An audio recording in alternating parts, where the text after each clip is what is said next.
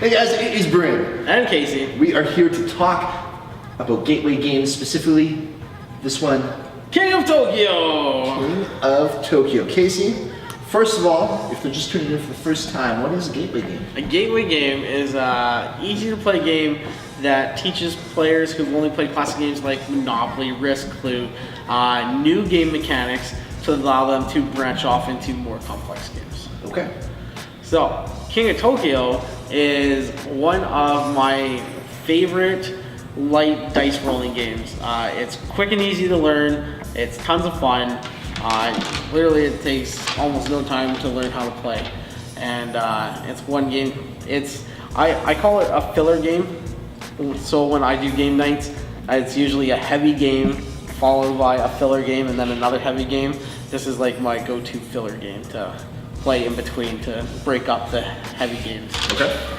So, King of Tokyo is a game where you're trying to score 20 victory points. So you're all picking monsters, and we got fun ones like the King, and a space alien, and a space penguin, and Gigazor, and Cyber Kitty. And you are trying to, the main goal is to score 20 victory points.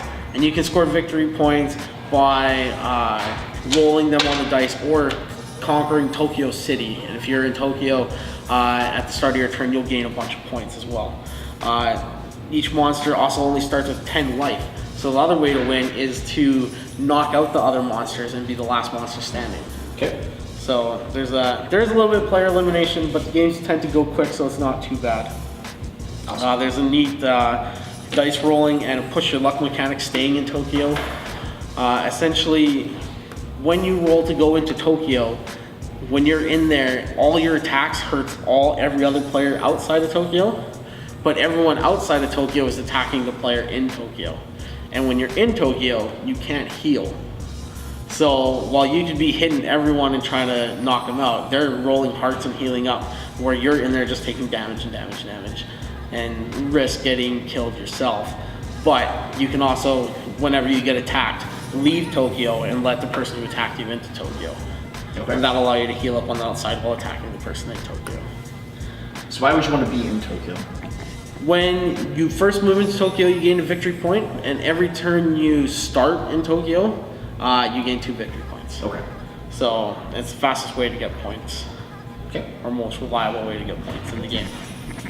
So the way it's played is you have these 6 wonderfully molded black dice that have different symbols on them. So the first symbol is the smash symbol.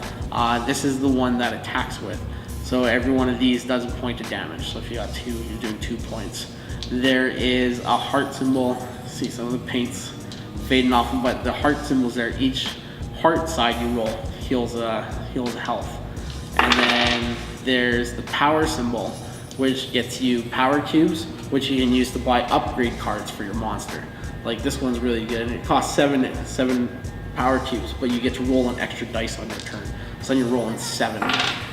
And then the last sides on there is numbers 1, 2, and 3. And if you get 3 3s, it's 3 points. If you get 2 2s, it's 2 points, and 3 1s is 1 point, and so on. So King of Tokyo is kind of like Yahtzee on the start. Yeah, so it has, pretty much. It has Yahtzee mechanics. You're gonna roll your dice 3 times.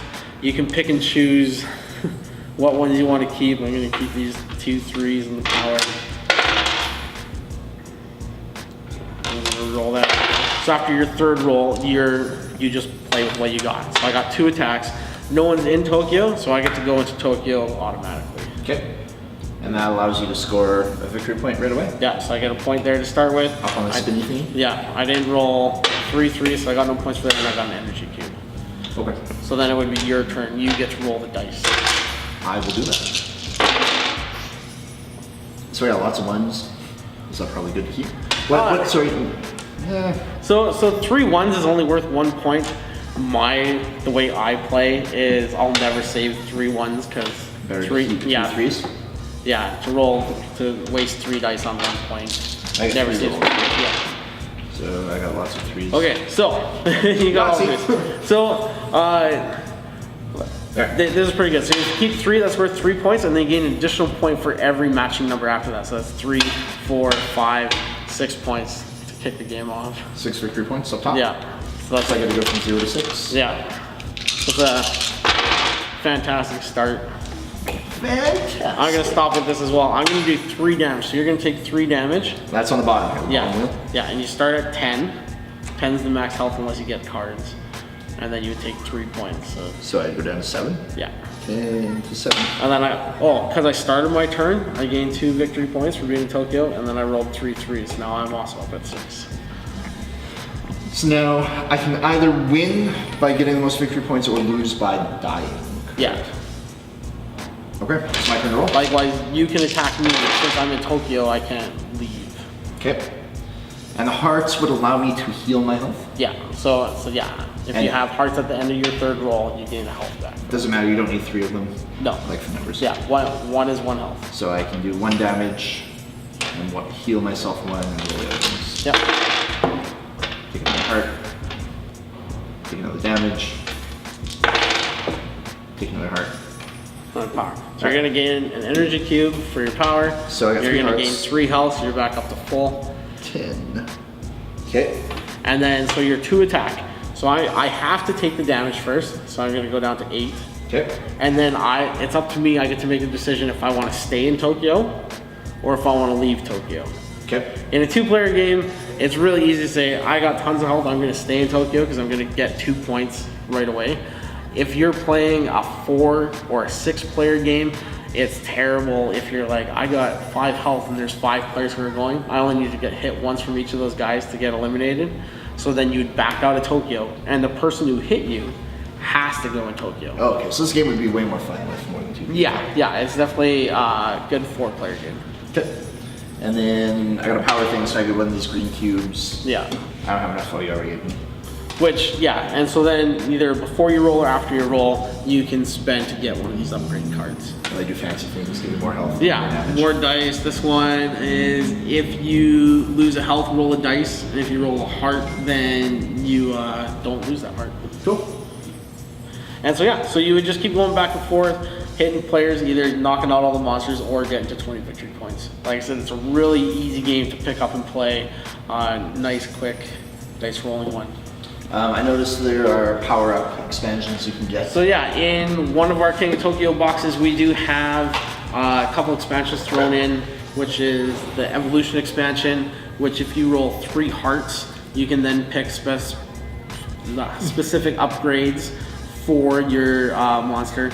So for instance, Cyber Kitty has Meow Missile. So if I roll a 1, it adds an attack to my roll pool at the end. Okay. So yeah, stuff like that. Sweet. So that was really cool. And then there's a Halloween expansion that adds costume cards that also give benefits.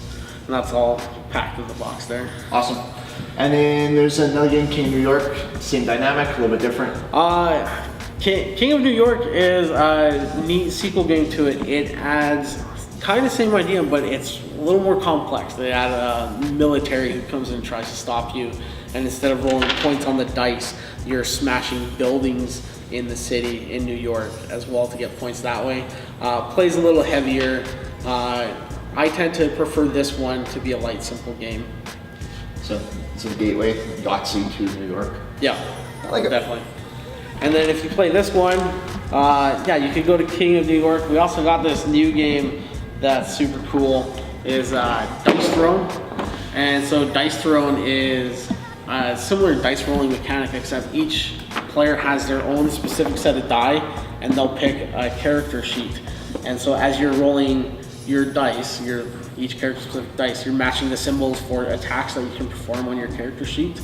And you gain points as well, experience points that you can use to upgrade these cards.